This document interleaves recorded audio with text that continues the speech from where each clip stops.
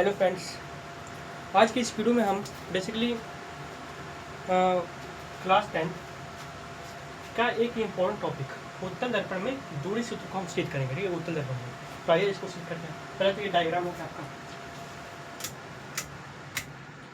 आपका, डायग्राम हो गया। तो डायग्राम के अनुसार अगर देखें तो ये आपको उत्तल दर्पण हो गया। मैंने एक उत्तल दर्पण लिया एम डैश। ठीक है, एम डैश मैंने एक उत्तल दर्पण लिया जिसमें मैंने एक प्रकाश को दर्पण के पीछे से मैंने प्रकाशित किया। दर्पण से जैसे प्रकाशित किया तो वह अपनी स्थिति से वापस परिवर्तित हो गई। तो परिवर्तित हो गई तो हम अनुमान मानते हैं कि वह फोकस से गुजर रही है। ठीक है, फोकस से गुजर रही है। और फिर मैं उसके बीच में एक अविलंब डालूंगा। अविलंब से मैं ये अनुमान करूँगा कि वो जो अविलंब है वो आपकी वक्रता केंद्र की ओर आकर्षित हो रही है। तो ये हमारा डिफरेंस हो गया। अब देखिए यहाँ पर हम लिखेंगे, शब्द में हम इसको लिखेंगे, माना एम डैश एक उत्तल दर्पण है जिसमें प्रकाश ए बी। ठीक है, जिसमें प्रकाश ए बी दर्पण से टकराते हुए एफ से जाती हुई प्रतीत होती है। ठीक है, टकराते हुए एफ फोकस एफ से जाती हुई प्रतीत होती है। ये कंडीशन तो मैंने लिखी, इतना मैंने कंडीशन लिखी है। ठीक है, अब मैंने क्या लिखा कि माना एम डैश। ठीक है, ये एम डैश एक उत्तल दर्पण है जिसमें प्रकाश ए बी, ये प्रकाश ए बी वस्तु मतलब दर्पण से टकराते हुए फोकस एफ, ये फोकस एफ से जाती हुई प्रतीत होती है। ठीक है, जाती हुई प्रतीत होती है, कंप्लीट है। ओके, मैंने ये नहीं कि फोकस पर जा नहीं रही है, वो जाती हुई प्रतीत होती है। देखिए, ये जो इस साइड का जो प्रतिबिंब है इसे, ठीक है, इस साइड का जो इमेज है वो रियल इमेज है और इस साइड का ना फेक इमेज है। ठीक है, मतलब काल्पनिक प्रतिबिंब और ये वास्तविक प्रतिबिंब। तो मैं यही लिखा हूँ कि जाती हुई प्रतीत होती है, कंप्लीट। अब देखिए, अब आप एक कंडीशन देख रहे होंगे कि जैसे आपने कोई सतह है, इसको जब कोई रेखा आता है, मतलब कोई प्रकाश इस पर पड़ता है तो वह उसी माध्यम में लौट जाती है। तो यहाँ भी कंडीशन ये हुआ कि प्रकाश आई और उसी माध्यम में वह वापस लौट गई। बट एक कंडीशन क्या होगा, इसके बीच जो कोण बुनेगा वो क्या होगा ना, आपस में बराबर होगा। तो हम कैसे देखें, कोण एक और ये कोण दो बराबर होंगे, इक्वल होंगे। ठीक है, एक दूसरे के बराबर होंगे। तो हम यहाँ लिखेंगे, इसलिए ठीक है, तो हम लिखेंगे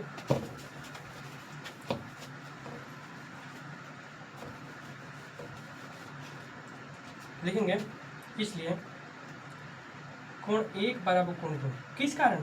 तो कहेंगे प्रकाश के परावर्तन के कारण। किसके? परावर्तन के नियम के कारण।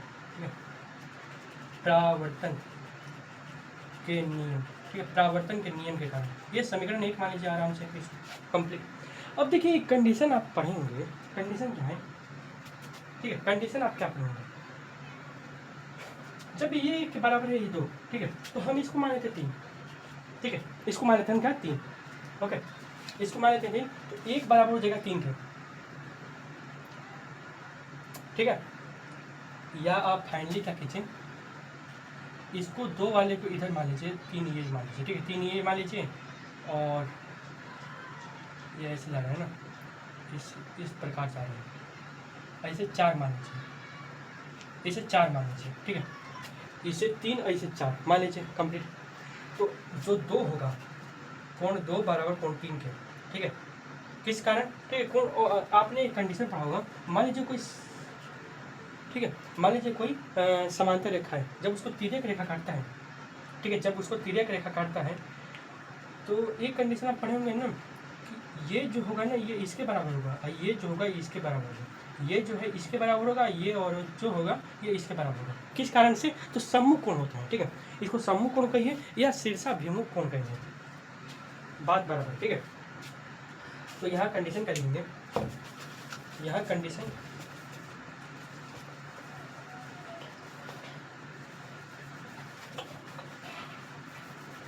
यहाँ कंडीशन क्या लिखेंगे, कोण एक बराबर कोण दो बराबर कोण तीन, ये किस कारण से है, शीर्षाभिमुख कोण, शीर्षाभिमुख कोण, ये क्या होगा, कंडीशन 2 होगा कंप्लीट। अब देखिए एक कंडीशन आ गया, अब अगला कंडीशन है कोण एक बराबर कोण चार, ठीक है, कोण एक बराबर कोण चार, ये लिख दीजिए, तो कहेंगे कोण एक और बराबर कोण, इसको यहाँ पे रहेगा, ये 4 रख लीजिए, ये 4 रहेगा, ये समांतर कौन से दूसरे, हाँ ठीक है, ये मान लीजिए, ठीक है, कोण एक बराबर कोण 4, किस कारण से, तो कहेंगे एकांतर कोण, कौन सा, एकांतर कोण, कंप्लीटेड है। ओके, तो ये हो गया समीकरण 3, इक्वेशन 3 हो गया।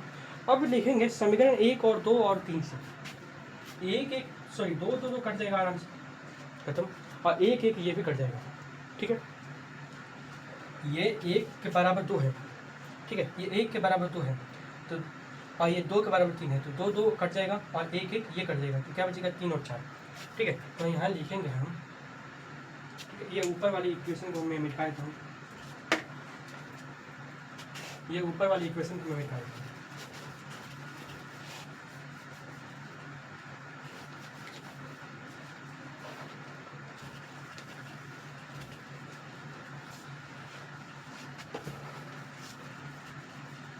अब देखिए समीकरण 1 और 2 से, समीकरण 1, 2 और 3 से क्या होगा, तो कहेंगे 1 से 1 ये खत्म, 2 से 2 खत्म, तो क्या बचा, कोण 3 बराबर कोण 4। लेकिन अब देखिए कोण 3 और 4 किस में है, तो कहेंगे BCFC में, ठीक है, या BCF में, ठीक है, BCF में है, तो लिखेंगे त्रिभुज BCF में, कंप्लीट। BCF में क्या है, कोण 3 बराबर कोण 4। अब बताइए कोण 3 के सामने कौन सी भुजा है, कोण 3 के सामने कौन सी भुजा है, तो कहेंगे FC, और कोण 4 के सामने कौन सी भुजा है, तो कहेंगे BF, कंप्लीट, ओके, BF है। तो यहाँ लिखेंगे, अब इसको मैं क्लीन कर देता हूँ, इतना तो समझ में आएगा आपको।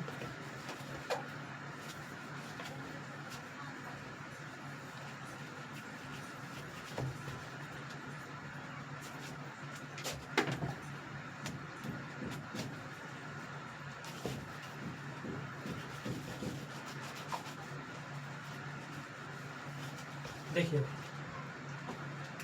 तो कोण 3 के सामने कौन सी भुजा है, तो कहेंगे FC या CF कर लीजिए, CF बराबर, और कोण 4 के सामने कौन सी भुजा है, तो कहेंगे BF, ठीक है, BF।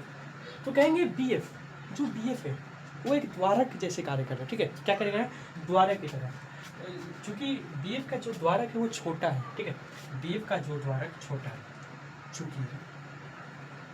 चूँकि BF का द्वारक बहुत छोटा है, बहुत छोटा है,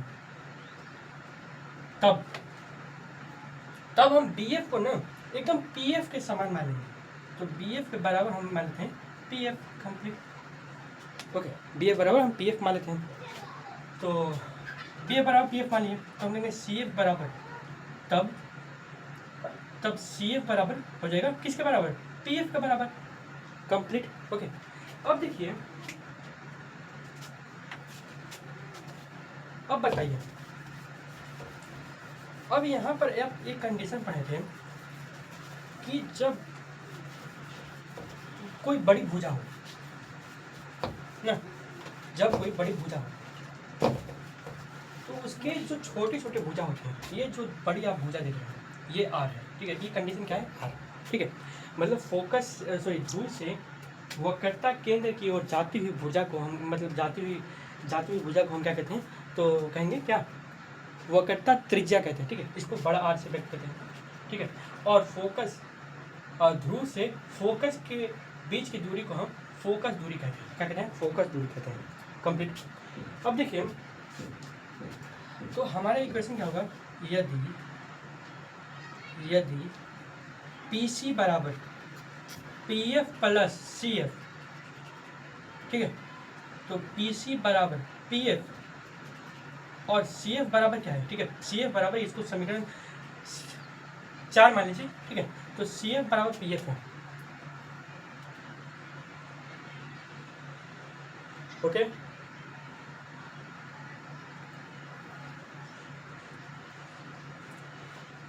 ये मान लीजिए पी एफ बराबर पी एफ, ठीक है। तो यहाँ बताइए, अगर सी एफ के बराबर है पी एफ, तो हम सी एफ को पी एफ नहीं लिख सकते हैं, यहाँ पी एफ लिख लीजिए। तो पी सी बराबर 2 पी एफ, और पी सी हमने बताया अभी क्या है, पी सी जो है वो आर के बराबर है, और 2 पी एफ क्या है, वह मतलब पी एफ क्या है, एफ के बराबर है, ठीक है, एफ के बराबर है। अब इस एफ को इधर ला दीजिए तो क्या हो जाएगा, एफ बराबर आर बाई 2। ये हमको प्रूफ करना था, यही हमको प्रूफ हो गया, कंप्लीट है। ओके, कंप्लीट है।